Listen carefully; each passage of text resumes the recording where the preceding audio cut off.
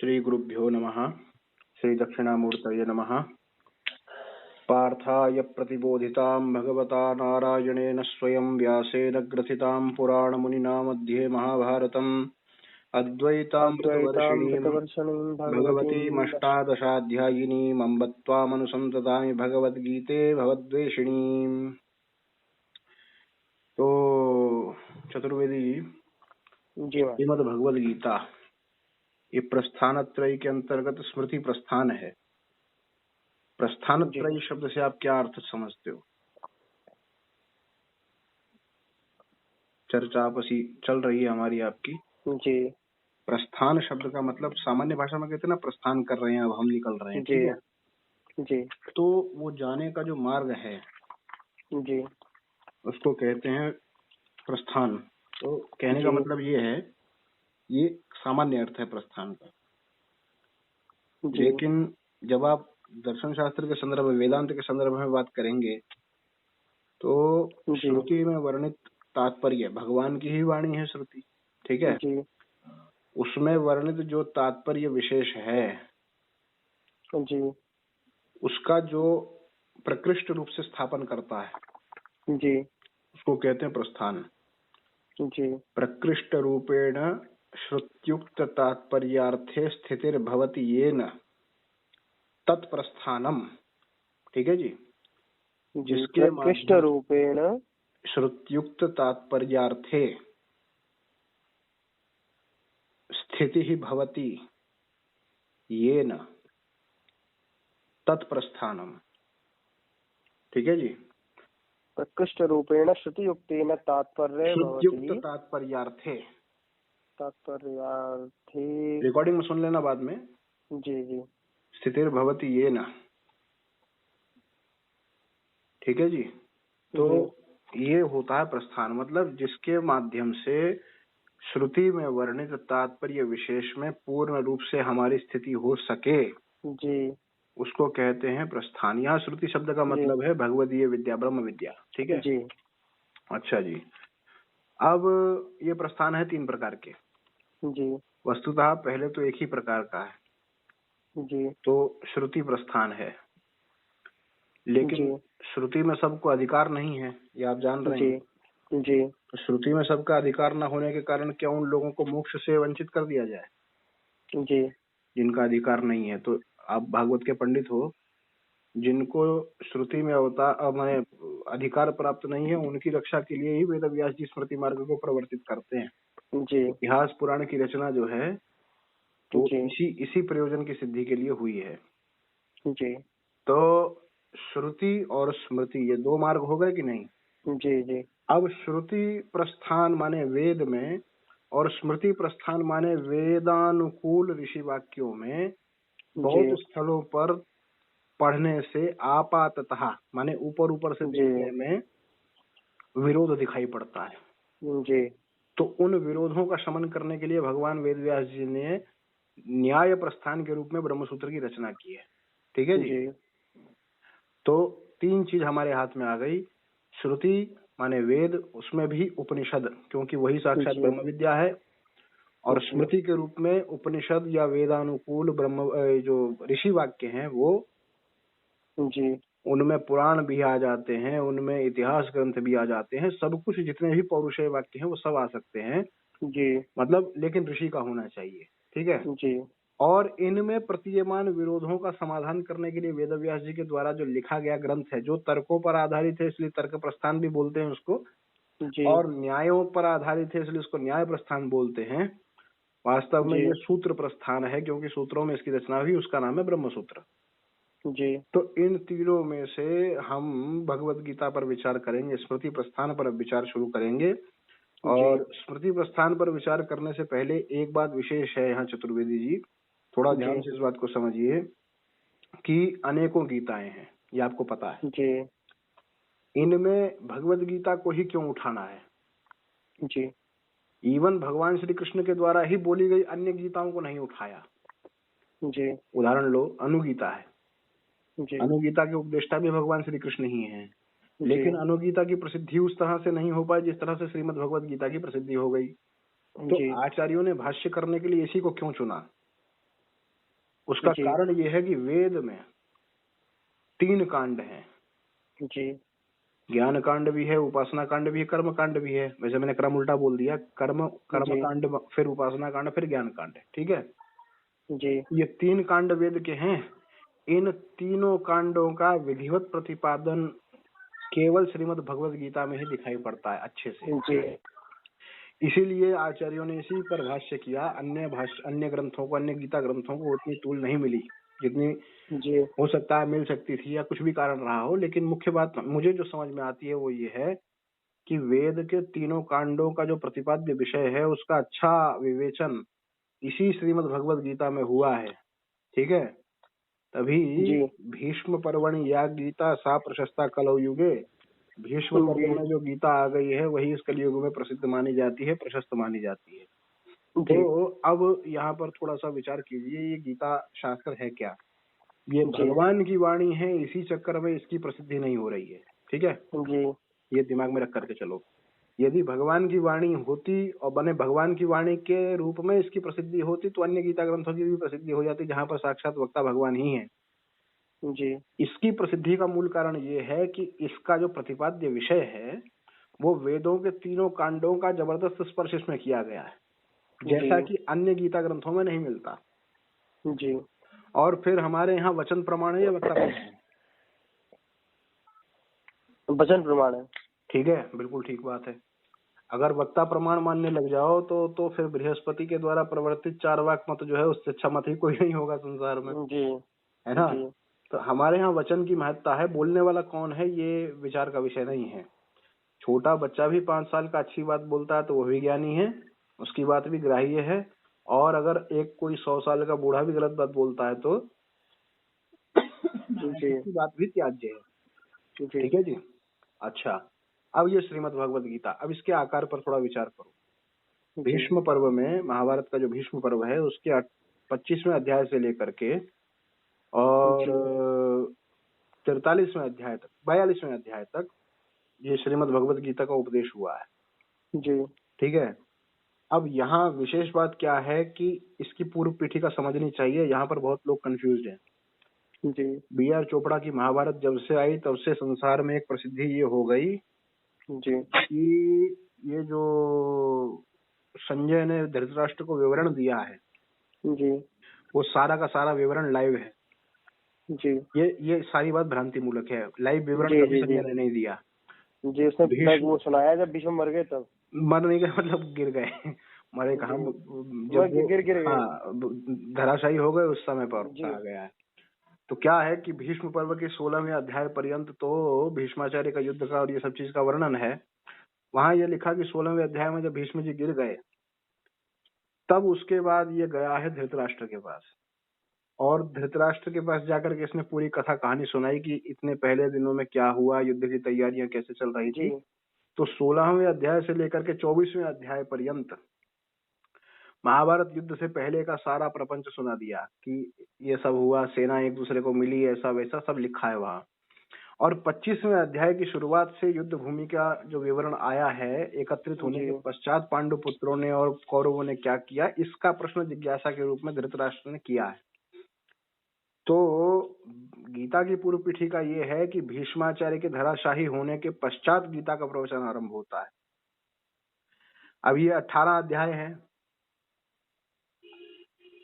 18 अध्याय हैं, तो 18 अध्याय का 3 कांड के अनुसार 3-3 षटकों के रूप में, माने 6-6 अध्यायों के रूप में विभाग कर दो।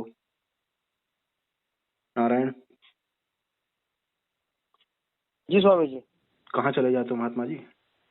बस छः सुन रहे थे स्वामी जी। छः लिख भी रहे थे साथ साथ। नहीं लिखो मत, अब बाद में रिकॉर्डिंग में सुन करके लिखना। जी 6 अध्याय, यार तो स्वामी जी मत बोला करो, ये बड़ा ना, मैं रिकॉर्डिंग अपनी सुनता हूँ तो मुझे बड़ा अजीब सा लगता है। स्वामी जी मान लो कोई हमारे मैं तो किसी से विरोध मानता नहीं, लेकिन मुझसे विरोध मानने वाला कोई व्यक्ति होगा, वो ये कहेगा कि इनको बड़ा मजा आता है अपने आप को स्वामी जी कहलवाने में। तो जी आप सुनिए, ये क्या है कि 6 अध्यायों में जो 3 कांड की बात हमने की है आपसे, ये कर्म कांड का, उपासना कांड का और ज्ञान कांड का, तीनों का प्रतिपादन यहाँ पर हुआ है, ठीक है। पहले 6 अध्यायों में कर्म का और उसके विधि पूर्वक त्याग के द्वारा अंतःकरण की शुद्धि का, इन सब का प्रतिपादन किया है। ठीक है। द्वितीय षटक में भगवान सच्चिदानंद स्वरूप परमानंद सिंधु हैं, तो उनकी परमानंद रूपता का निश्चय हुआ है, ये उपासना कांड है। और जो तृतीय कांड है, माने अध्याय क्रमांक 13 से लेकर के 18 पर्यंत, यहाँ पर ज्ञान कांड की चर्चा है। तो वहां पर तत्वमसी महावाक्य के एकत्व, माने इसका जो अर्थ है उस पर विचार परोक्ष रूप से चलेगा। तो कर्म और ज्ञान और उपासना, ये तीन चीज हो गई। इनमें कर्म मार्ग चित्त की शुद्धि के लिए, ये बात आपको उस दिन भी बताई गई थी टोटकाष्टक के व्याख्यान के समय पर। तो कर्म क्या है? कर्म मार्ग है उपाय जी, और उस उपाय के द्वारा प्राप्त होने योग्य उपेय क्या है? ज्ञान है जी। और उपासना बीच में सहायता करती है। तो इसका आगे यथा समय विवेचन होगा जब पाठ चलेगा। अभी आज के क्रम में पहले हम लोग थोड़ा सा विचार कर लें, इसकी अध्याय संगति आप समझ लो भैया। 6 अध्यायों में पहले 6 अध्याय के माध्यम से इन्होंने किया है किसका विवेचन? उपाय का, कर्म कांड का। ठीक है, कर्म का। और उसके बाद फिर 7वें अध्याय से लेकर 12वें अध्याय पर्यंत उपासना कांड का, और उसके बाद 13वें अध्याय से लेकर के 18वें अध्याय पर्यंत किसका? ज्ञान का। ठीक है, ये हो गया। और उपनिषद के सिद्धांत को ही गीता जी यहाँ बता रही हैं, तो इसलिए गीता जो है भगवद गीता, माने भगवता गीता, भगवान के द्वारा गाई गई है, इसलिए इसका नाम भगवद गीता। और ये अत्यंत महनीय है, बड़ा आदरणीय ग्रंथ है, इसलिए श्रीमद् भगवद गीता इसका नाम हो गया। तो व्याख्यान करने वालों में, टीका करने वालों में अनेक लोग हैं। शंकराचार्य जी ने भी भाष्य लिखे हैं, भाष्य लिखा है, और श्री रामानुजाचार्य भगवान ने भी लिखा है, संभवतः भगवान श्री वल्लभाचार्य जी ने भी लिखा है। यहाँ तक चर्चा मेरी आपकी एक बार पहले हो चुकी है। तो सबसे अच्छा जो ग्रंथ मेरी दृष्टि में मुझे जो लगता है समझने के लिए, श्रीधर स्वामी की व्याख्या प्रारंभिक लोगों के लिए, हम जैसों के लिए बहुत अच्छी है। ठीक है, क्यों अच्छी है? कि इसमें श्लोकार्थ कर दिया, जहाँ पर जितनी आवश्यकता है उतना ही इन्होंने बोला है। तो ये ग्रंथ को पढ़ना चाहिए सबको। अब श्रीधर स्वामी के विषय में ज्यादा कहने की आवश्यकता भी नहीं है, सब कुछ वैसे तो प्रसिद्ध है, लेकिन विवाद भी बहुत कुछ है। तो विवाद हम लोगों को करना है नहीं, हमारा तो संवाद, हम संवाद वाले व्यक्ति हैं, विवाद हमारा विषय नहीं है।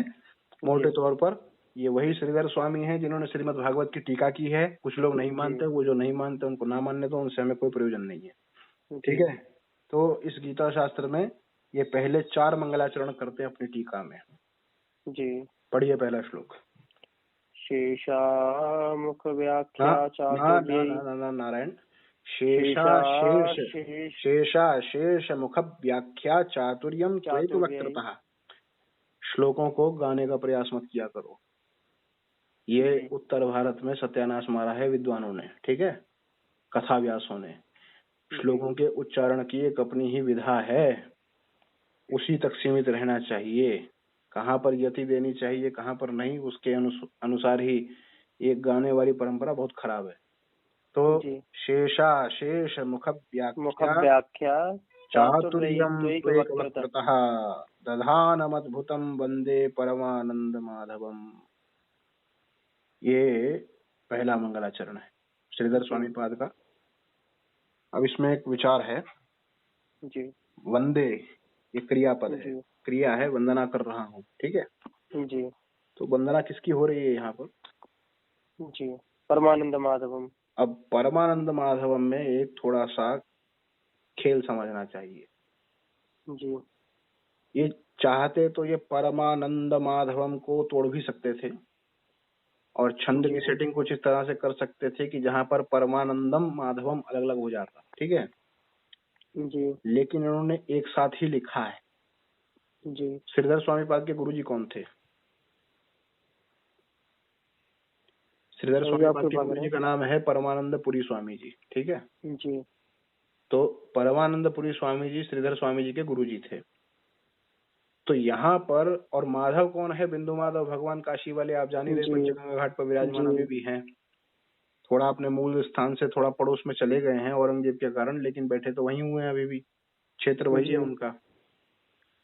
तो परमानंद माधवम इसको एक समस्त पद बनाया, कंपाउंड एक्सप्रेशन के रूप में यूज किया है, जिससे जी सिद्ध होता है कि हमारे इष्ट देव भगवान बिंदु माधव ही हमारे गुरुजी परमानंदपुरी जी के रूप में प्रकट हुए हमारे पे कृपा करने के लिए। जी ठीक है।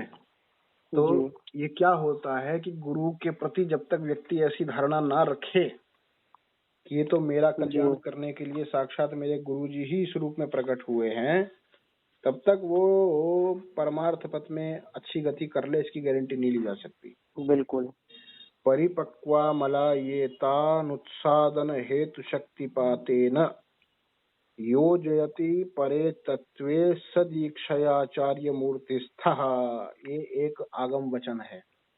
जी जब कभी भी शिष्य के अविद्या काम और कर्म के संस्कार कुछ है ना कि शिथिल होने लगते हैं सत्कर्मों के कारण, और उसका चित्त शुद्ध होने लगता है, तब उसके गुरुजी शक्तिपात के रूप में अथवा दीक्षा के रूप में वो उसको उत्तम मार्ग पर ले जाते हैं। तो ये ले जाने वाले गुरु नहीं है, अपितु गुरु के श्री विग्रह में बैठे हुए भगवान ही हैं। तो यहाँ क्या है कि दीक्षा देने वाले जो गुरु हैं जी वास्तव में गुरुजी तो ऊपर से देते दिखाई दे रहे हैं, अंदर से काम सब भगवान ही करते हैं उतने समय भर के लिए। जब जब गुरु शिष्य को परमार्थोपदेश करते हैं, मंत्रोपदेश करते हैं अथवा कुछ साधन का मार्ग बताते हैं, कुछ भी श्रेय मार्ग का उपदेश करते हैं, उतने समय उनके श्री विग्रह में आचार्य का माने भगवान का तेज विद्यमान रहता है। ये हम लोगों का संप्रदाय मानता भी है और ये शास्त्र सम्मत बात है। ठीक है। यहाँ परमानंद माधवम शब्द को एक साथ लेकर के इन्होंने ये दर्शा दिया कि भैया हमारे आचार्य मूर्ति जो हैं, आचार्य जो हैं हमारे, उनके अंदर विद्यमान भगवान का तेज ही है। हमारे लिए भगवान और गुरु में भेद नहीं है। वही बात आ गई, यस्य देवे परा भक्ति यथा देवे तथा गुरु। ठीक है जी। तो ऐसे हम अपने गुरु जी को प्रणाम करते हैं। यद्यपि गीता प्रश्न अनुवाद में लिख दिया परमानंद स्वरूप भगवान माधव को प्रणाम, वो भी ठीक है, गलत नहीं है वो अर्थ, लेकिन मैं यहाँ कुछ विलक्षण अर्थ कर रहा हूँ संप्रदाय के बल पर। ठीक है जी। अच्छा, अब वो हमारे गुरु जी हैं कैसे अथवा वो भगवान हैं कैसे, दोनों पर ये अर्थ घट जाएगा। भाई जब गुरु जी ने पढ़ाया होगा तो अनेक विद्याएं दी होंगी, तो अनेक विद्याओं को देने वाले, अनेक विद्याओं को उपदेष्टा जो गुरु जी हैं, वो अनेक वक्ताओं के ज्ञान को अपने मुख में समेटे हुए हैं। ठीक है। तो जैसे अनेक मुखों के वाले के रूप में तो भगवान शेष की ही प्रसिद्धि है। अनंत भगवान जो हैं, शेषनाग जी जो हैं, उनके 1 सहस्त्र मुख बताए जाते हैं। तो जैसे उनके अनेकों सहस्त्रों मुखों को माने उसमें जो बोलने की क्षमता है, 1000 मुखों में जो बोलने की क्षमता है, उस सभी क्षमता को हमारे गुरुजी ने अथवा भगवान ने एक ही मुख में धारण कर रखा है। क्या समझे? जी जी। भाई शेष मुख व्याख्या चातुर्यम, माने व्याख्या का जो चातुर्य, व्याख्यान करने की जो कला है जी, यद्यपि वो शेषनाग के अशेष माने हजारों मुखों में विद्यमान है, उतनी ही कला को हमारे गुरुजी के एक मुख में माने हमारे गुरुजी एक मुख के माध्यम से धारण कर रहे हैं। शेष मुख व्याख्या चातुर्यम, तू एक वक्त्रतः, एक मुख के द्वारा उतनी ही चातुर्य को, उतनी ही कला को, दधानम अद्भुतम है, ऐसा धारण करके वो बैठे हैं। तो भैया अद्भुत महापुरुष हैं, इसलिए हम उनके श्री चरणों में प्रणाम करते हैं जी। क्या समझे? ये बात दोनों पर लागू होती है। ये बात पढ़ाने वाले गुरुजी पर भी लागू हो सकती है और भगवान पर भी लागू हो सकती है, क्योंकि भाई शेष के 1000 मुखों में जितना ज्ञान देने का सामर्थ्य है, उतना ज्ञान तो भगवान के एक मुख में है ही, इसमें तो किसी को संदेह नहीं रखना चाहिए। अथवा अनेक मुखों के द्वारा व्याख्यान करने योग्य जो विषय वेद है, उसका सार निचोड़ करके भगवान ने एक श्रीमद् भगवद गीता में डाल दिया है। तो मानना ही पड़ेगा कि हजारों मुखों की व्याख्या का सामर्थ्य भगवान के एक मुख में है। इसीलिए ये श्लोक संगत है। शेष मुख व्याख्या चातुर्यम तो एक वक्त्रतः। ठीक है जी। अच्छा, मुझे परमानंद माधवम वाले श्लोक में ये गुरु जी के लिए ही प्रयुक्त है, इसका विशेष कारण क्या प्रतीत होता है कि जब एक बार परमानंद माधवम कर ही दिया है तो अगले श्लोक में फिर हाँ ये बात, तो अगले श्लोक में फिर से करने की आवश्यकता प्रतीत नहीं होती। इसलिए पहले श्लोक से गुरु जी को प्रणाम करना है, माने करना ही ग्रंथकार का अभिष्ट है, ऐसा हमको प्रतीत होता है। अच्छा जी, अब आगे बढ़िए। श्री माधवम प्रणम्यो माधवम विश्वेश मादरात तद भक्ति यंत्रतः कुर्वे गीता व्याख्याम सुबोधिनीम। ग्रंथकार प्रतिज्ञा वाक्य अपना बोल रहे हैं जी। टीकाकार प्रतिज्ञा कर रहे हैं। किस चीज की प्रतिज्ञा कर रहे हैं? प्रतिज्ञा करने से पहले क्या किया ये देखो। धव शब्द का मतलब क्या होता है चौबे जी? क्या स्वामी जी? धव धव, फिर स्वामी जी बोल रहे धव। धव शब्द का मतलब होता गमन, गमन आदि। ना, धव माने पति होता है जी। ठीक है। धव माने पति, जैसे एक कोई होती है ना महिला विधवा, जिसका पति चला गया हो परलोक में, उसको कहते हैं विधवा। और जिसका पति नहीं गया है वो सधवा होती है। धव, धव माने होता पति, ठीक है। और श्री के और माँ के, माँ माने लक्ष्मी है। माँ क्षीरोद तनया रमा, अमर कोश में लिखा है माँ माने लक्ष्मी। तो श्रीश्चते लक्ष्मीश्च पत्न्यौ, श्री और माँ माने लक्ष्मी, इन दोनों के जो पति हैं उन्हीं का नाम है श्री माधव जी। और इसी प्रकार जो उमा के पति हैं उनका नाम क्या हो गया? उमाधव जी। इसीलिए श्री माधवम प्रणम्यो माधवम माने श्री माधवम प्रणम्य और फिर उमाधवम प्रणम्य, ऐसा हो जाएगा। जी जी। उमा के धव कौन है? तो नाम ले लिया विश्वेशम। अब विश्वेशम दोनों के लिए लग सकता है। विश्वेश माने माधव के लिए भी विश्वेश हो सकता है जी। और काशी में बैठ करके काम चल रहा है सारा, तो काशी में तो विश्वनाथ भगवान शंकर ही हैं, इसलिए विश्वेश का मतलब उमाधव। जी जी जी। शंकर जी भी हो सकता है।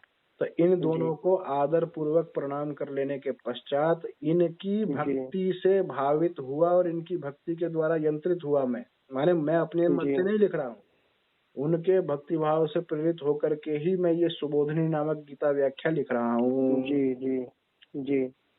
ठीक है जी। अच्छा, तीसरा श्लोक, यहाँ तक कोई संदेह नहीं? अच्छा जी हाँ। तीसरे श्लोक में अब लिख तो रहे हो पर कैसे लिख रहे हो जी, ये प्रश्न हो सकता है। तो क्या अपना मनमाना व्याख्यान कर रहे हो? यदि मनमाना व्याख्यान कर रहे हो तो आपको प्रमाण क्यों माना जाए? जी ठीक है। और अगर बाकी जिन्होंने कर लिया है प्रयोग, माने पूर्वाचार्य करके ही गए हैं व्याख्यान, तो आपके व्याख्यान करने की आवश्यकता ही नहीं है। तो इन दोनों समस्याओं का समाधान अब ये करेंगे दो श्लोकों में। माने एक श्लोक के माध्यम से ये बताएंगे कि मैं जो लिख रहा हूँ ये मेरा निजी मत नहीं है, ये हमारे आचार्य का ही मत है, पूर्वाचार्य का ही मत है, और मैं क्यों कर रहा हूँ उसका प्रयोजन भी चौथे श्लोक में बताएंगे। पहले तीसरे को पढ़िए। भाष्यकार मतम सम्यक तद व्याख्यात्र गिरस्तथा यथा मति समालोड्य गीता व्याख्याम समारभे। मैं इस गीता की व्याख्या का शुभारंभ करने जा रहा हूँ, इसका मैं सम्यक आरंभ करने जा रहा हूँ। कैसे आरंभ करने जा रहे हो आप? भाई मैंने भाष्यकार के मत को समझ लिया है, भाष्यकार भगवान श्री शंकराचार्य जी ने जैसा अर्थ किया है उनके अर्थों को मैंने पकड़ लिया है, और न केवल उनके अर्थों को पकड़ा अपितु उनके भाष्य की व्याख्या करने वाले जो आनंद गिरी आदि बड़े बड़े विद्वान हो गए, आनंद गिरी हुए, अनुभूति स्वरूपाचार्य हुए, इन महापुरुषों के वक्तव्यों को भी मैंने ध्यानपूर्वक समझ लिया है और अपनी बुद्धि के अनुसार इनकी समालोचना करने के पश्चात अब मैं इस गीता की व्याख्या को लिखने जा रहा हूँ। तो लिखने से होगा क्या? भाई आप जब ये कह रहे हो कि हमारे पूर्वाचार्य के आधार पर ही लिखने जा रहा हूँ, तो पूर्वाचार्य लिख के जा ही चुके हैं, तो आपको लिखने की जरूरत क्या प्रतीत होती है? तो वो जरूरत चौथे श्लोक में बता रहे हैं। गीता व्याख्यायते यस्याः पाठ मात्रादयत्नतः तेयं सुबोधिनी टीका सदा ध्येया मनीषिभिः। हाँ, विद्वान लोग हमेशा सुबोधिनी को पढ़ें। क्यों पढ़ें? प्रश्न ये है, क्योंकि वो भाष्यकार ने जो बड़े बड़े व्याख्यान कर दिए हैं अथवा आनंद गिरी आदि ने उनका भी विस्तार किया, भैया उसको समझने के लिए तो बड़ी बुद्धि चाहिए, उसको समझने के लिए बहुत प्रयास करना पड़ेगा। लेकिन गीता के तात्पर्य को सीधा सीधा पाठ करते ही व्यक्ति को समझ में आने लगे, अनायास समझ में आने लगे, इसके लिए हम क्या करते हैं? बोले ये सुबोधिनी टीका जो है ना इसकी रचना कर दी है, करने जा रहे हैं। तो इस सुबोधनी को पढ़ने से वो समस्या का समाधान हो जाएगा। जी ठीक है जी। ये जी। यहाँ तक मंगलाचरण के 4 श्लोक सीधा अर्थ समझने के लिए हैं, सीधा अर्थ समझने के लिए श्लोक, क्योंकि जी। वहाँ क्या है, देखो भाष्यकार की अपनी समस्या होती है। जी भाष्यकार को केवल शास्त्र का प्रतिपादन करना अभिष्ट नहीं है, अपितु परमत का खंडन करना भी अभिष्ट है। जी अब मुझे ये बताओ कि एक साधक को, जी जो केवल जिसका प्रयोजन साधना करना है, उसको क्या मतलब है जी यार बौद्ध क्या कह रहे हैं और ये सब क्या कह रहे हैं, माने नैयायिकों का खंडन जी कैसे करना है, वैशेषिकों का खंडन कैसे करना है, पूर्व मीमांसकों की जी टांग कैसे तोड़नी है, इन सब बातों का साधक से कोई मतलब नहीं। साधक को तो सीधा वेदांत में जी सिद्धांति क्या बोल रहा है ये बताओ, खत्म काम। जी तो ये उन साधकों के लिए प्रयोज्य ग्रंथ है। ठीक है जी। भाष्यकार भगवान ने जो कृपा की है वो तो संप्रदाय को स्थिर करने के लिए की है, धर्म की रक्षा करने के लिए की है।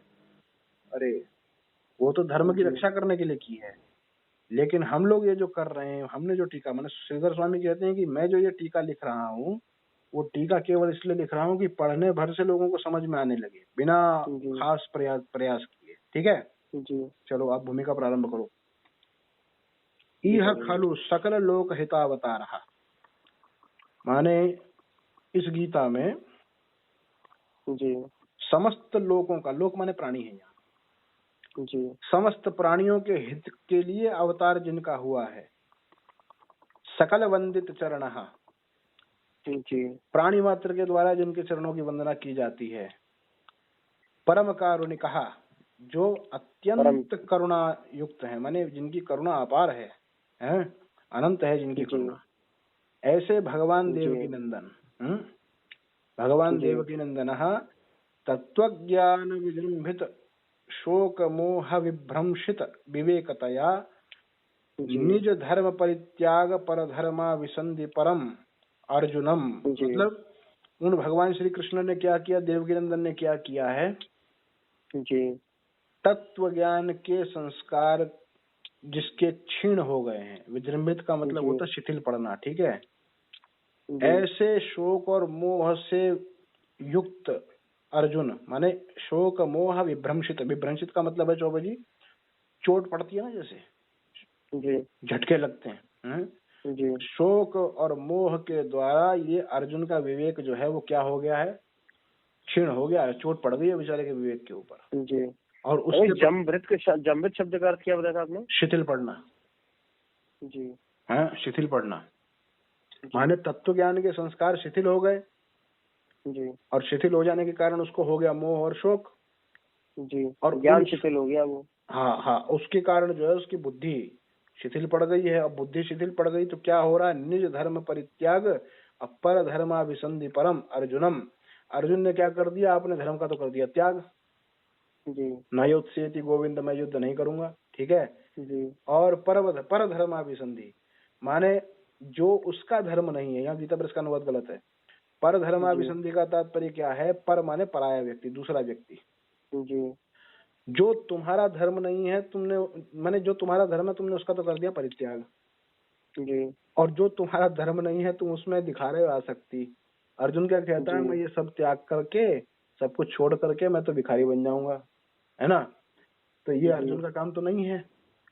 जी तो जो दूसरे का काम है भिक्षा इत्यादि लेना, उनके काम में ये अपनी रुचि दिखा रहा है और अपने जी काम को ये छोड़ रहा है। ये क्यों छोड़ रहा है, क्योंकि तत्वज्ञान के विजृंभित हो जाने के कारण, तत्वज्ञान के शिथिल हो जाने के कारण इसको जो शोक और मोह हुए हैं उससे इसकी बुद्धि कुंठित हो गई है। जी तो ऐसे अर्जुन को धर्म ज्ञान रहस्योपदेश प्लवेन तस्मात् शोक जी मोह सागरात उद्दधार। भगवान श्री कृष्ण ने क्या किया, उसी अर्जुन को ये धर्म ज्ञान रहस्य का उपदेश प्रदान किया। धर्म का भी उपदेश यहाँ है, माने प्रवृत्ति मार्ग का, कर्म मार्ग का, और ज्ञान का भी यहाँ पर वर्णन है, ठीक है। इनका ये रहस्य है भगवत गीता, रहस्य माने उसके सार से युक्त है, इसमें धर्म का भी सार है, इसमें ब्रह्म का भी सार है। एक वाक्य याद करवाया गया था आपको, रचया अखिल दर्शन तत्वविदम की बात करते समय भगवान ने 2 प्रकार की निष्ठा बताई।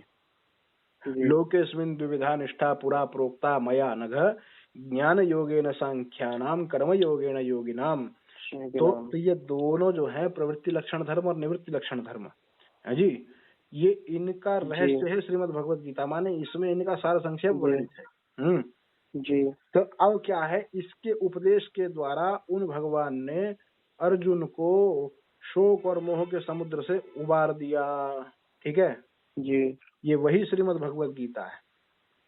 जी। उस उपदेश को तमेव, तम माने यहाँ उपदेश के लिए प्रयोग किया सर्वनाम, जी। तमेव भगवद उपदिष्ट अर्थम, भगवद उपदिष्टम अर्थम, भगवान के द्वारा उपदेश किए गए उसी रस रहस्य को, उसी रहस्य विषय को कृष्णद्वैपायन, भगवान श्री कृष्णद्वैपायन वेदव्यास जी महाराज ने सप्तभिः श्लोकैः उपनिबंध, ये भाष्यकार की पंक्ति है, आपको बताऊं बात, शंकराचार्य जी के भाष्य में यही पंक्ति आई है, तमेव भगवद उपदिष्टमर्थम कृष्णद्वैपायनः सप्तभिः श्लोकशतैः उपनिबंध, माने उन्हीं भगवान श्री कृष्णद्वैपायन वेदव्यास ने श्री कृष्ण के द्वारा उपदिष्ट उस गीता शास्त्र को 700 श्लोकों में बांध दिया, ग्रथित कर दिया। ठीक है जी। लिख दिया। अब यहाँ थोड़ा स्पष्टीकरण देते हैं, ये भाष्यकार की पंक्ति से थोड़ा हटकर आगे अपना बोल रहे हैं। तत्र च, उसमें भी, उस उपदेश में भी प्रायशः श्री कृष्ण मुख निस्सृतानेव श्लोकान अलिखत, उन्होंने जो कुछ भी लिखा है उनमें प्रायशः सब श्लोक भगवान श्री कृष्ण के श्रीमुख से फूटे हुए ही हैं, अपनी ओर से उन्होंने कम लिखा है। ठीक है, अपनी ओर से क्या लिखा, कांश्चित तत् संगतये स्वयं व्यरचयत्, कुछ थोड़ा बहुत श्लोक ऊपर नीचे है जो उन्होंने संगति बनाने के लिए, है ना, संगति बनाने के लिए लिखा है, वो कुछ ही श्लोक हैं, नहीं तो प्रायशः सभी श्लोक जो है वो भगवान श्री कृष्ण के ही हैं। अब आप प्रश्न कर सकते हो कि भाई भगवान श्री कृष्ण के हम ऐसे कैसे मान लें जी, भाई 700 श्लोक आपने प्रतिज्ञा कर दी है ऊपर की, वेद व्यास जी ने जोड़ दिए, ये बना दिए, जोड़ दिए मतलब यहाँ एकत्र कर दिए, एक जगह संग्रहित कर दिए, तो इनमें ये श्लोक वेद व्यास की कृति नहीं है, ये भगवान श्री कृष्ण के द्वारा ही उपदिष्ट है, इसका क्या प्रमाण है, तो उसका प्रमाण देते हैं। प्रोक्तम गीता महात्म्य, गीता सुगीता कर्तव्या किमन्यैः शास्त्र विस्तरैः या स्वयं पद्मनाभस्य मुख पद्माद विनिसृता। एक गीता शास्त्र है जिसको विधिवत तैयार कर लेने के बाद अन्य शास्त्र ग्रंथों के विस्तार में दिमाग नहीं लगाना पड़ता। ये बात ध्यान थोड़ा ध्यान से सुनो, यहाँ मैं कुछ अपना बोलना चाहता हूँ। अन्य शास्त्रों के त्याग की बात नहीं कही गई है, जिसके लिए जो कुछ भी विहित कर्म है उसको तो वो शास्त्र के अनुरूप करना ही है, लेकिन मोक्ष के लिए माथा फोड़ी करने के लिए बहुत जगह जाने की आवश्यकता नहीं है जी। अब ये मतलब नहीं है कि विवाह संस्कार आदि होना हो या कुछ कर्मकांड होना वहां पर सब छोड़ के गीता से चालू हो जाओ ना, गलत है। ये मोक्ष के लिए जो आत्मज्ञान की बात जो है वो गीता शास्त्र में आ गई है। अब आपको अन्य ग्रंथों में दिमाग खराब नहीं करना पड़ेगा, ये यहाँ बस कहने का अभिप्राय है जी। ठीक है, क्योंकि या स्वयं पद्मनाभस्य ये बात पकड़िए, यहाँ पर इतनी ही बात पकड़ने योग्य है। या स्वयं पद्मनाभस्य मुख पद्माद विनिसृता, इसमें आए हुए जो श्लोक हैं, ये गीता जो है ये भगवान श्री कृष्ण के श्री मुखारविंद से ही निकली हुई है। अब एक चौबजी यहाँ विचार थोड़ा सा शंकर भाष्य के आधार, आनंद गिरी के आधार पर देते हैं। देखो महात्मा जी, यहाँ क्या लिखा है, सबसे ऊपर भगवान शब्द का प्रयोग किया देवकी नंदन के साथ जी, ऊपर से तीसरी पंक्ति, ठीक है जी, संस्कृत में, और यहाँ पर क्या है, पद्मनाभ शब्द का प्रयोग है जी। थोड़ा ऐतिहासिक दृष्टि से भी विचार करो तो श्री कृष्ण का पद्मनाभ संज्ञा, श्री कृष्ण का पद्मनाभ नाम जो है वो कैसे संगत होता है जी। केवल इसी इतने आधार से संगत होता है कि भगवान श्री कृष्ण विष्णु के अवतार हैं अथवा महाविष्णु है, जो कुछ भी वो अलग विषय है, ठीक है जी जी। लेकिन पद्मनाभ नाम को चरितार्थ करने वाली कोई लीला साक्षात भगवान श्री कृष्ण के अवतार में नहीं दृष्टिगोचर होती जी, ये तो मानते हो जी। पद्म निकला जो नाभि में से, ब्रह्मा की उत्पत्ति का जो कारण बना जी, वो तो नारायण के साथ घटी घटना है जी। और वो नारायण समस्त सृष्टि को पैदा करने वाले हैं, है ना जी। शंकराचार्य ने प्रतिज्ञा भी की भाष्य में, नारायण परो व्यक्ताद अंडम अव्यक्त संभवम अंडस्यांतस्त्विमे लोकाः सप्तद्वीपा च मेदिनी।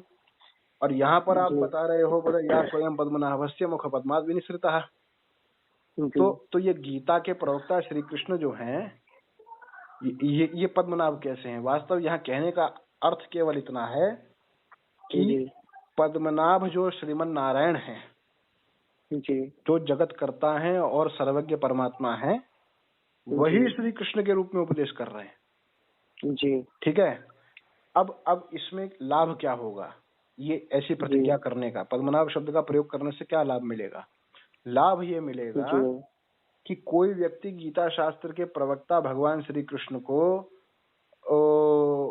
माने आप्त ना माने, हैं? जी तो ऐसी शंका हो सकती है ना किसी को, कोई कहे कि मैं श्री कृष्ण को आप्त नहीं मानता, आप्त पुरुष नहीं मानता। अब बहुत सारे बड़े बड़े घूम रहे हैं आजकल पंडित जो अपने वो कहते हैं, बोले हम भगवान को अवतार नहीं मानते, श्री कृष्ण तो योगेश्वर हैं, भगवान नहीं है, है ना? जी ऐसे भी हमारे यहाँ आजकल बहुत हैं। उनके ऊपर पानी फेरने के लिए ये पद्मनाभ शब्द का प्रयोग किया है कि देखो, वो सृष्टि के आरंभ में ब्रह्मा को पैदा करने वाले जो श्रीमन नारायण थे, वही यहाँ पर कृष्ण के रूप में उपदेश कर रहे हैं। ठीक है। तो उसका लाभ ये हो जाएगा कि श्री कृष्ण जो है वो सर्वज्ञ सिद्ध हो जाएंगे, और जो सर्वज्ञ होगा वो आप्त ना हो ऐसा तो आप कह ही नहीं सकते। भाई जिसने सृष्टि काल मैंने आदि काल में ब्रह्मा जी को प्रकट किया अपनी नाभि कमल से, तो ब्रह्मा को प्रदान करने के लिए वेदों को भी तो अपने श्वास बुद्ध से उसी ने प्रकट किया कि नहीं किया?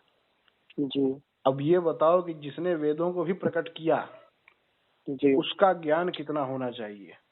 जी भाई वेद जैसे महान ग्रंथ हैं। ब्रह्मसूत्र में शंकराचार्य जी ने लिखा है जिज्ञासाधिकरण में कि इसमें शास्त्र योनित्वाधिकरण में कि इन महान ऋग्वेद आदि शास्त्रों को पढ़ लेने के पश्चात ऋषि लोग सर्वज्ञ हो गए। ठीक है जी। तो जब ऋषि लोग इनको पढ़ करके सर्वज्ञ हो गए, तो जिन नारायण के श्वासभूत से ये वेद प्रकट हुए, उन नारायण के सर्वज्ञत्व में तो किसी को कोई संदेह नहीं होना चाहिए ना। बिल्कुल। ठीक है। अब वही नारायण श्री कृष्ण के रूप में आकर के उपदेश कर रहे हैं। इसलिए गीता शास्त्र के प्रवक्ता गीताचार्य भगवान को आप रत्ती भर भी ये संदेह मत रखना दिमाग में कि ये आप्त नहीं है, ये सर्वज्ञ हैं, इसलिए ये आप्त हैं ही, इनके आपतत्व में संदेह नहीं है जी। ठीक है जी, पूर्ण रूप से ऑथेंटिक हैं, इनकी एक एक बात वेद के अविरुद्ध बोल रहे हैं। या स्वयं पद्मनाभस्य मुख पद्मात् विनिसृतः का यही आशय है। ठीक है जी। और एक चीज विचार और कीजिए, विनिसृतः शब्द जी। चौबे जी, कोई चीज निश्रित होती है, ठीक है जी, वो प्रयास पूर्वक निश्रित होती है कि स्वतः होती है? निश्चित स्वतः ही होती है, या है ना, स्वतः होती है ना जी जी। और वेद की उत्पत्ति जो माने वेद का जो आविर्भाव हुआ है वो स्वतः हुआ है कि प्रयास पूर्वक हुआ है? तो वेद स्वतः है या कि जैसे वेद का प्रादुर्भाव स्वतः है नारायण की श्वासभूत, इसी प्रकार से यहाँ इनके मुख से निकलने वाले ये गीता शास्त्र का भी आविर्भाव स्वतः है। ये निसृता शब्द का अर्थ है जी। ठीक है, स्वतः ये निकल गए हैं, ये निकाले नहीं गए गीता के श्लोक जो भगवान के मुख से, ये स्वतः प्रकट हो रहे हैं अर्जुन पर कृपा करते हुए, अर्जुन को निमित्त बनाकर हम लोगों पर अनुग्रह करने के लिए। चलो अब आज इसके आगे बढ़ेंगे, थोड़ा सा धृतराष्ट्र का श्लोक तक तो जाएंगे ही। अब ये कहते हैं तत्र तावद धर्म क्षेत्र इत्यादि ना विशीदन्निदम अब्रवीत, यहाँ तक इत्यंतेन ग्रंथेन श्री कृष्णार्जुन संवाद प्रस्तावाय कथा निरूप्यते। यहाँ क्या कहते हैं कि धर्म क्षेत्रे कुरुक्षेत्रे, ये जो श्लोक है यहाँ से लेकर के विशीदन्निदम अब्रवीत आगे ये श्लोक आएगा, वहां तक का जो सारा कथा भाग है ये प्रस्तावना है गीता शास्त्र की, अर्जुन कृष्ण के संवाद की प्रस्तावना। जो ये विशीदन इदम अब्रवीत ये संजय का श्लोक है। यहाँ तक जो कुछ भी आया है ये सब का सब जो है वो श्री कृष्णार्जुन संवाद की भूमिका प्रस्तावना मात्र है। तो ये प्रस्तावना में इसके बाद ही इन दोनों का ज्ञान और धर्म विषयक संवाद जो होना है वो आरंभ होगा। इसी प्रस्तावना के बाद कब तक रहेगा? बोले ततः परमा समाप्ते तयोः धर्म ज्ञानार्थ संवादः, यहाँ से लेकर के ग्रंथ की समाप्ति पर्यंत पूरा जो ग्रंथ भाग है इसमें श्री कृष्ण और अर्जुन का धर्म और ब्रह्म का निरूपण करने वाला ये संवाद रहेगा। ठीक है, तो उसकी प्रस्तावना ये आरंभ के श्लोक हैं जिनको ये शुरू करते हैं। तो उसमें क्या है कि वही जैसे कथा भी बताई गई है थोड़ी बहुत संक्षेपता, कि धर्म जी। क्षेत्र कुरुक्षेत्र में ये सब एकत्र हुए, तो उसने प्रश्न किया धृतराष्ट्र ने संजय को कि बताओ हमारे एकत्रित जी। हुए पुत्रों ने किया क्या वहां जाकर के। जी। ठीक है, तो यहाँ क्या है, तत्र धर्म क्षेत्रे इत्यनेन श्लोकेन, ये जो पहला श्लोक अब आपकी दृष्टि में आ रहा है, जी। इस श्लोक के माध्यम से धृतराष्ट्रेण हस्तिना जी। धृतराष्ट्रेण हस्तिनापुर स्थितं स्वसारथिं समीपस्थं संजयं प्रति कुरुक्षेत्र जी। वृत्तान्ते पृष्टे संजयो हस्तिनापुर स्थितोऽपि व्यासप्रसादाल् लब्ध दिव्य चक्षु कुरुक्षेत्र वृत्तांतम साक्षात। अब देखो यहाँ श्रीधर स्वामी चूक गए, मूल महाभारत से जी। बाहर जा रहे हैं ये। ठीक है, ये बोलना बड़ा गलत लगता है वैसे कि श्रीधर स्वामी जी। चूक गए, लेकिन ये मूल महाभारत का विरोध कर रहे हैं। ठीक है, जी। इसमें क्या है, जी। इस पहले श्लोक के माध्यम से जी। धृतराष्ट्र ने हस्तिनापुर में अपने समीप बैठे हुए अपने सारथी संजय को कुरुक्षेत्र के वृत्तांत के विषय में प्रश्न किया। ठीक है जी, जी। जिसके उपलक्ष्य में हस्तिनापुर में स्थित संजय, जी। यद्यपि वो बैठा हस्तिनापुर में है, लेकिन जी। व्यास प्रसादाल लब्ध दिव्य चक्षु, ठीक है, व्यास जी के प्रसाद से, व्यास जी की कृपा से उसको महाभारत युद्ध देखने का जो ये दिव्य दिव्य चक्षु प्राप्त हुए हैं, जी। उसके माध्यम से वो कुरुक्षेत्र के वृत्तांत को मानो आमने सामने बैठकर देख रहा हो, साक्षात पश्यन इव। अब ये साक्षात शब्द यहाँ भ्रमित करता है। ठीक है, जी। तो साक्षात बैठा जैसे कोई व्यक्ति बताता है ना, ऐसे वो बताने लगा। और जी। उसने धृतराष्ट्र को अगले ये जो दूसरा श्लोक शुरू हो रहा है, दृष्ट्वा तु पांडवानीकम, इन श्लोकों के जी। माध्यम से पूरे घटनाक्रम का वर्णन निवेदित कर दिया। जी। ठीक है जी, यहाँ तक कोई संदेह नहीं। ये साक्षात शब्द बड़ा खतरनाक है। जी। इसका मतलब बदल जाता है लाइन का, पता है। जी। अगर ये साक्षात पश्चन वो इतना हटा दोगे, जी। वैसे हटाने की ना भी जरूरत पड़े, लेकिन ये है कि अर्थ करते समय बड़ी सावधानी बरतनी पड़ेगी, नहीं तो वही लगेगा। अभी जैसे मुझे थोड़ा सा भ्रम हुआ ना 1 मिनट के लिए, जी। श्रीधर स्वामी जो है वो विरोध कर रहे हैं। हाँ? जी। तो ये है बात नारायण। अरे यार, तो धृतराष्ट्रोवाच धर्मक्षेत्रे कुरुक्षेत्रे समवेतायुयुत्सवः मामकाः पांडवाश्चैव किमकुर्वत संजय। धृतराष्ट्र ने प्रश्न किया कि भाई अब तक तो आपने सब सुना दिया हमको कि हमारे लड़के बच्चे सब जो है वहां पांडवों से युद्ध करने के लिए एकत्रित हो चुके हैं, और पूरी बात बताई गई है 16वें अध्याय से लेकर 24वें अध्याय तक महाभारत के भीष्म पर्व में। जी। तो अब ये कहते हैं कि अब ये बताओ संजय कि धर्म भूमि कुरुक्षेत्र में, जी। धर्म क्षेत्र कुरुक्षेत्रे, ये कुरुक्षेत्र धर्म भूमि है, क्योंकि वेदों में भी इसका वर्णन हुआ है, पुराणों में इसका वर्णन हुआ है, भगवान परशुराम की यज्ञ स्थली है, इतना महान ये क्षेत्र है। और सत्य बात यह है कि यहाँ पर महापुरुषों की तपस्या के प्रभाव से मृत्यु जो है ना, वो भी व्यक्ति को सीधे मोक्ष प्रदान करती है। वैसे भी कोई भी रणभूमि व्यक्ति को मोक्ष ही देती है। हाँ, स्वर्ग देती है, मोक्ष नहीं स्वर्ग देती है। ठीक है, उसका परलोक में अभ्युदय करती है। एक इसमें विशेष बात आपको बताएं, मैंने सुनी है, मैं प्रमाणित नहीं कर सकता जी। विदंती तो है कि ये जो पृथुदक क्षेत्र है ना, जहाँ भीष्माचार्य गिरे थे, जी। वो सम्मंत पंचक तीर्थ के अंतर्गत ही कुरुक्षेत्र का एक भाग, जिसको आजकल बोलते हैं पेहुआ। जी। 24 वहां कोई व्यक्ति मरता नहीं है। जी। उस क्षेत्र विशेष में किसी की मृत्यु नहीं होती। जी। उससे बाहर निकल जाएगा तो मर जाएगा। जी। ये मैंने सुनी है, भगवान जाने सत्य क्या है। तो ये क्या है, धर्म क्षेत्र कुरुक्षेत्र, उस धर्म भूमि कुरुक्षेत्र में समवेता माने एकत्रित हुए। संजय से कहता है, भो संजय, मैं टीका पढ़ रहा हूँ, भो संजय, हे संजय, धर्म भूमौ, धर्म भूमि कुरुक्षेत्र, कुरुक्षेत्र में मत पुत्राः मामकाः, मेरे जो ये पुत्र हैं, और पांडवाः माने पांडुपुत्राश्च, युत्सवः, युत्सवः का अर्थ क्या है, योद्धुम इच्छन्तः, युद्ध करने की इच्छा से समवेताः मिलिताः सन्तः किम कृतवन्तः, इन सब ने एकत्रित होकर के वहाँ क्या किया, जरा हमको बताओ। जी ठीक है जी। जी। अब संजय का वक्तव्य यहाँ से आरंभ होता है। स्वामी जी एक जिज्ञासा है यहाँ पे। बोलिए बोलिए बोलिए बोलिए। इतर स्वामी जी मत बोला जब करो। हाँ जी, अब वो आदत छूटेगी, धीरे धीरे छूटेगी। ठीक है बोलो। वो जब इन सबको पता है हाँ कि ये धर्म क्षेत्र है, हाँ। तो धर्म क्षेत्र में युद्ध करना क्या विवेकपूर्ण कृत्य है? नहीं नहीं नहीं, सुनो आप समझ नहीं रहे हो इसका आशय क्या है। धर्म क्षेत्र का आशय ये भगवान परशुराम ने भी यहाँ पर युद्ध किया नहीं क्या? जी नहीं समझे? भीष्म के साथ नहीं, भीष्म के साथ भर नहीं, इससे पहले जो ये आपके बच्चे ये क्षत्रिय मारे थे जितने भी 21 बार धरती को क्षत्रिय विहीन किया, तो सारे क्षत्रियों का रक्त उठा करके 5 कुंड बना दिए थे। ठीक है, वो 5 महाभारत में कथा है, 5 कुंड बना दिए थे। आदि पर्व में पढ़ना जरा, सबके खून के 5 कुंड बना दिए, इसलिए वो समंत पंचक नाम पड़ गया उस क्षेत्र का। समंत पंचक। हाँ, तो समंत पंचक ये धर्म भूमि इसलिए कि यहाँ भगवान परशुराम का पुरुषार्थ है। इनके पूर्वज भगवान ये जो राजा पुरु थे उसकी तपस्या यहाँ पर हुई है। तो ये धर्म भूमि का मतलब पुराणों में वर्णित तीर्थ इत्यादि के रूप में नहीं, धर्म भूमि का कहने का आशय ये है कि हमारे पूर्वजों ने यहाँ पर अपने धर्म कर्म को प्रकट किया है, चाहे गुरु के रूप में परशुराम कह लो अथवा पुरु इसमें कह लो, ये कुरु थे ना, कुरु है, पुरु नहीं कुरु की बात कर रहे हैं।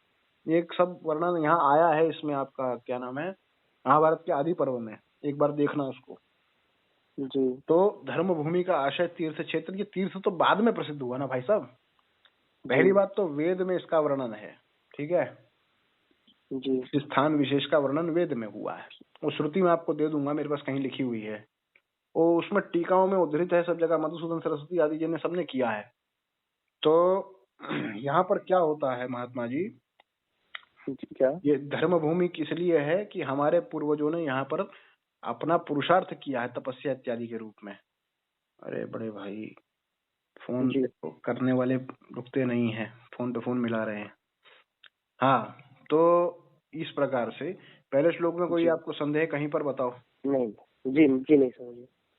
चलो और विशेष बस ये स्पष्ट है, केवल ये जिज्ञासा थी कि धर्म क्षेत्र का क्यों चुनाव किया, तो आपने बताया कि यहाँ पुरुषार्थ पूर्व में हुआ है, ये पुरुषार्थ के कारण ये धर्म क्षेत्र है। बिल्कुल तीर्थादि के रूप में, तीर्थादि के रूप में भी है, लेकिन तीर्थादि देखो यार, तीर्थ का विस्तार इतना नहीं होता, आप क्या समझ रहे हो, ये तीर्थ का विस्तार को इतना थोड़ी होता है। तीर्थ अब जैसे कहते हैं हरिद्वार क्षेत्र में 3.5 करोड़ तीर्थ विद्यमान है, ठीक है, जब आप तीर्थ की बात करते हो तो वहां पर छोटे से छोटा देवालय भी अपने आप में तीर्थ होता है। आपके मथुरा मंडल में कितने तीर्थ हैं? असंख्य मथुरा मंडल 5 स्थलों में विभक्त है, तो बहुत विस्तार है उसका, ठीक है ना। तो अब ये इसी प्रकार से यहाँ पर ये बात है, संपूर्ण कुरुक्षेत्र जहाँ 18 अक्षौहिणी सेना जब आई हुई है, तो 18 अक्षौहिणी सेनाओं के लिए इतना बड़ा वो पूरा का पूरा वो नहीं, वो तो धर्म भूमि पुरुषार्थ की बात हो रही है। पुराणों में जिसका वर्णन हुआ है वो क्या है कि छोटे छोटे क्षेत्रों का महात्म्य बताया गया, इन सबको मिला करके पूरा का पूरा एक कुरुक्षेत्र है। 18 अक्षौहिणी सेना, इनका मान आगे बताएंगे। 18 अक्षौहिणी सेना जब है कितना विस्तार होगा, बहुत विस्तार। अब ये क्या है कि हम लोगों की तो चलती व्याख्या ऐसी हवा में चल रही है, इसको सुनने वाले पता है क्या बोलेंगे चौबे जी, क्या इनको आता जाता कुछ नहीं है, बोल रहे जबरदस्ती। तो नहीं है सत्य बात, बिल्कुल तार्किक बात कुछ नहीं, अभी तो शुरू ही नहीं हुआ तर्क का विषय, अभी तो बात ऊपर से चल रही है। तो एक बार मेरी इच्छा है ये श्रीधरी टीका अगर भगवान पूरी करा दे तो फिर मधुसूदनी भी देखेंगे। गीता शास्त्र एक ऐसा शास्त्र है जो ऊपर से कोरा पाठ करने से ही साधक का कल्याण कर देता है, अर्थानुसंधान हो जाए तो कहना ही क्या। ठीक है ना, किम कथा, चलो हाँ किम कथा, कैमुति का न्याय बोलते हैं इसको। कैमुति का न्याय का आशय समझते हो कि अगर ये जैसे माने पाठ ही कल्याण कर देता है, तो अर्थावबोध भी हो जाए तब तो कहना ही क्या। जब आप ये बोलते हैं ना कहना ही क्या है, किमुत, इसी से कैमुति का न्याय बनता है। ठीक है, पूरी शंकराचार्य भगवान के प्रवचनों में आपने प्राय सुना होगा कैमुति का न्याय से ऐसा सिद्ध होता है, तो ये कैमुति का न्याय का मतलब यही है। चलो ठीक है महात्मा, फिर आज का विराम करें, कहीं कल संजय का प्रवचन आरंभ होगा, और मेरा प्रयास ये है कि संजय का प्रवचन से कल हम लोग अर्जुन के वक्तव्य तक चले जाएंगे। जी ठीक है ना। जी, शंख अंक बजवा के हैं, शंख आदि बजवा के पहले सब कर देंगे, कल ही कर देंगे, क्योंकि अब इसमें नाम आदि ज्यादा गिनवा रहे हैं, अपनी तरफ से कोई ऐसा खास वर्णन नहीं है। तो पहला अध्याय तो थोड़ा ऐसे अर्जुन के वक्तव्य से गंभीरता आरंभ होती है विचार करने की, कुछ अपना भी बोलेंगे इधर उधर की बात। चलो भगवान श्री राम, जय राम, जय जय जय राम, जय जय राम। चलो नारायण। जय